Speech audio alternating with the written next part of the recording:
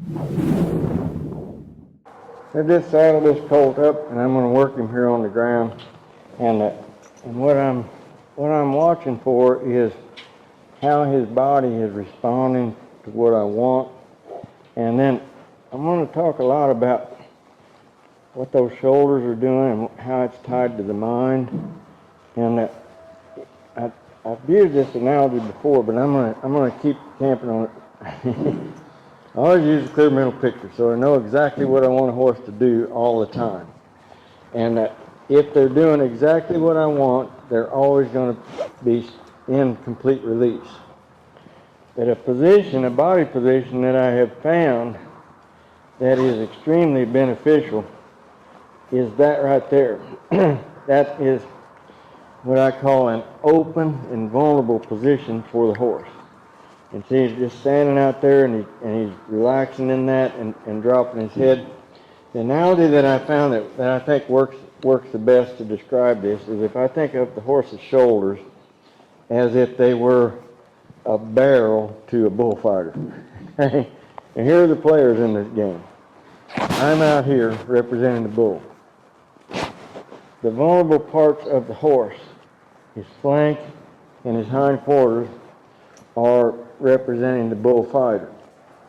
So when you see a horse that is always trying to get behind the shoulders like this, it's not necessarily a bad thing if you've told them to do that, but if they're volunteering this, what they're doing is stepping the vulnerable parts of their body behind the shoulder in an attempt to protect themselves. Because from here, this horse has got his vital organs protected. And if he needs to leave to protect them, he can just turn and go pretty rapidly. But if he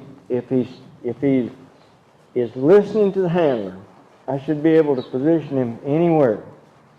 And I like for him to open up like this, to move that shoulder over, stay parallel to me, and just stay there relaxed.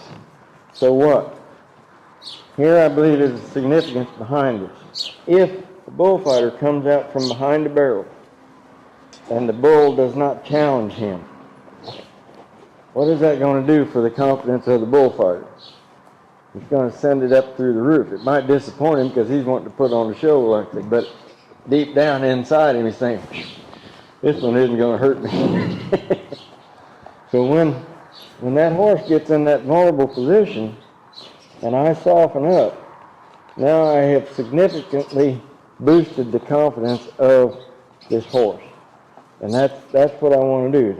And when that horse voluntarily, when I'm standing on the left side of the horse and that horse voluntarily looks around at me out of the right eye, then that horse is telling me, look, I trust you. I'm gonna give you all of my self-preserving rights. I'm gonna relax and be comfortable in your presence, and you can place my feet anywhere that you want to place them because I'm surrendering my whole mind, and I'm laying down any resistance in the body when that happens. So that's what I'm thinking about as I work these colts around. I'm going to ask him to come forward here now. I ask him to come forward behind the shoulder. When he passes me, I'm going to step up there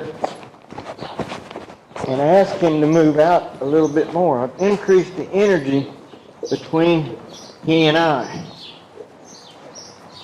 So what? When I did that, I took this hand and I locked it on my stomach. The reason that I do that is so that my hand is going to be steady. It's going to be consistent. And when I place this colt under some pressure, you see him take all the slack out of the rope right there, and he went up against the outside boundary. And I'll just keep that energy up like that until this colt finds out that he can come off of that outside boundary, continue to go forward, and maintain that open, vulnerable position all while he's going forward. So we not only then get the good attitude when we're standing still like this, But that attitude will carry over when he's stepping forward. Look at there, he can step toward me a little bit. Now he's completely off the outside boundary.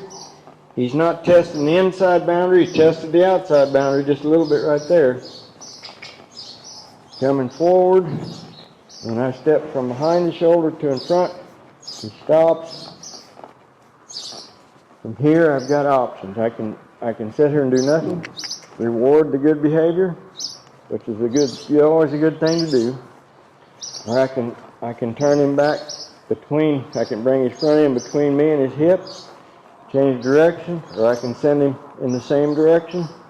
I can move his front end away from me. I can move the whole horse away from me. So when I have successfully convinced this horse that when he feels pressure from me, all he's got to do is soften up, look to my direction, and he's going to find peace in that through all of this stuff.